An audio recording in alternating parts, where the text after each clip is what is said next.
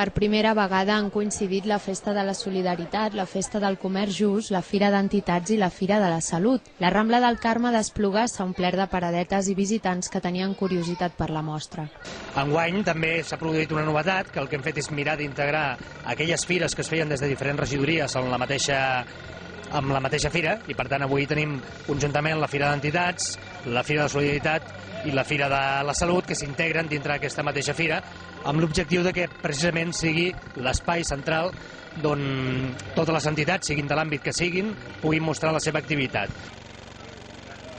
El teixit associatiu d'Esplugues celebra cada 2 anys la riquesa i diversitat local, donant a conèixer les seves activitats i projectes, compartint amb la ciutadania les seves experiències. La Coral Santa Coloma, els partits polítics, el Club de Patinatge d'Esplugues i molts més han comptat amb una petita paradeta per atendre totes les persones interessades i oferir informació de l'entitat. Portem molts anys treballant per tal de fomentar la inserció laboral i ho fem mitjançant projectes que generin un benefici social a la comunitat. Una dels projectes que tenim és la botiga Tallers Estrinyols, que està al carrer Laureà Miró, al davant de l'Ajuntament. Llavors, en aquesta botiga, a més de coses de producció pròpia, de confecció, tenim tota la part de venda de productes de comerç just.